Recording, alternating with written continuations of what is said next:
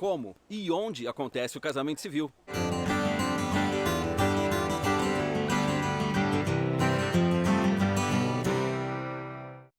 E aí, tudo bem com você? Nos últimos vídeos sobre casamento civil aqui no Brasil, nós falamos sobre os primeiros passos e sobre regime de bens. Nos dias de hoje é cada vez mais comum os casais fazerem seus casamentos em buffets, no campo ou até mesmo em casa, que vem acontecendo muito ultimamente, e o casamento civil ele pode acontecer em todos esses lugares ou dentro do próprio cartório ou na sua igreja. Esse é o assunto de hoje, onde e como ele acontece. Você vai fazer essa escolha de onde vai ser o seu casamento no dia em que você der a entrada, iniciar o seu processo de casamento civil.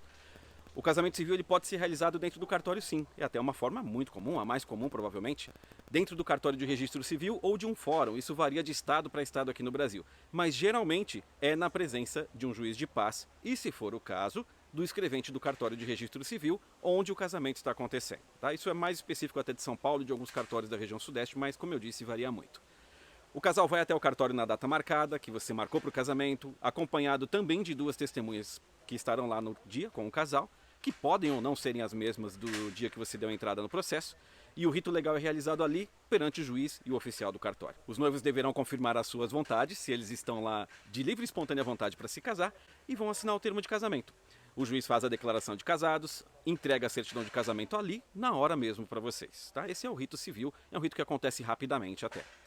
A outra opção é você verificar a possibilidade de um juiz de paz ir até o local do seu casamento para realizar o ato civil. Esse deslocamento do juiz tem um nome, é chamado de diligência, o juiz vai até o local. Isso pode acontecer mesmo que vocês tenham contratado um celebrante. Tá? Eu já fiz casamentos com um juiz de paz do meu lado. Ou mesmo se algum amigo ou membro da família celebrar o seu casamento, é bem tranquilo. Eu, como disse, já celebrei muitos casamentos ali na presença do juiz de paz. O juiz de paz chega, geralmente ele faz isso no começo, faz o ato civil, o termo assinado, a certidão é entregue e nós continuamos com a celebração. Mas tem um detalhe muito importante. O juiz de paz que vai até o local do casamento é o juiz que atende a região em que você está se casando, diferente da região que atende você quando você dá a entrada no processo. Não é necessariamente o cartório onde você deu a entrada.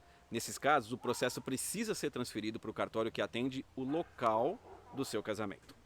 Se informe antes, tá? É a grande dica sempre. Se informe antes no cartório que atende a sua residência, verifique qual é o cartório que atende o local do seu casamento e entenda qual é o trâmite que você tem que fazer. A diligência do juiz de paz tem um custo, você vai pagar aproximadamente 3 vezes mais do que pagaria para se casar dentro do cartório, mas isso pode variar muito, então consulta também essa informação, tá? Para você não perder viagem. E ainda tem mais uma opção, né? Tem mais uma opção prevista na lei, que é o chamado casamento religioso com efeito civil. E aí é importantíssimo a gente explicar, tá? Nessa modalidade, você vai dar entrada no cartório levando um requerimento de uma instituição religiosa reconhecida pela lei brasileira. Ou seja, que tenha estatuto, CNPJ, que seja legalmente ativa, independentemente de seu tamanho, a igreja precisa existir, entre outras exigências, tá?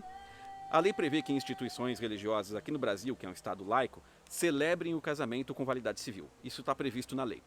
Mas o que é que muda nessa história toda, né? Você vai dar entrada lá no seu casamento, lá no cartório, levando o requerimento dessa instituição e os seus documentos que nós já falamos lá no primeiro vídeo, no vídeo dos primeiros passos. O cartório vai te atender. 16 dias depois, geralmente, que é o prazo legal, o cartório vai expedir um documento chamado certidão de habilitação para casamento civil. Esse é o documento que diz, que comprova que você está pronta e que você está pronto para se casar perante a lei. Tá? Que, digamos assim, autoriza vocês a se casarem. Esse documento ele vai ser apresentado para a instituição que vai realizar o seu casamento. Tá? Ela fica retida, inclusive a instituição fica com esse documento. E no dia do casamento, vocês vão assinar um termo de casamento. Vai ser feita a assinatura de um termo de casamento religioso com efeito civil. Depois da celebração, é preciso reconhecer a firma do celebrante que fez esse casamento, ele vai ser entregue depois disso no cartório, que você deu entrada no processo, e esse termo produzirá validade. Vocês serão casados no dia da celebração, mas a emissão da certidão de casamento definitiva acontece depois. Então é isso, a data do casamento qual vai ser? O que aconteceu ali na celebração. Nessa modalidade, o que acontece ali é um ato legal, um ato civil.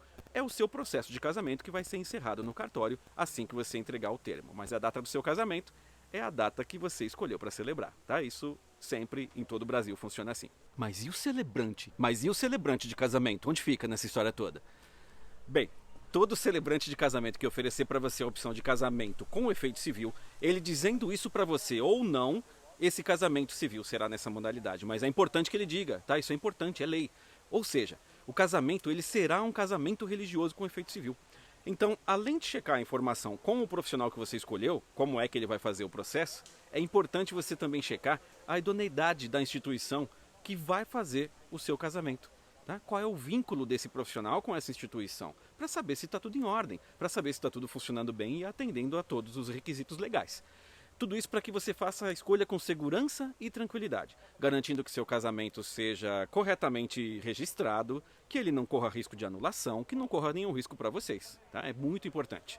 Esse foi o terceiro vídeo falando sobre as etapas do casamento civil, as principais etapas do casamento, o início do processo, o que é necessário, o regime de bens e agora as formas de realização do casamento, onde e como ele acontece.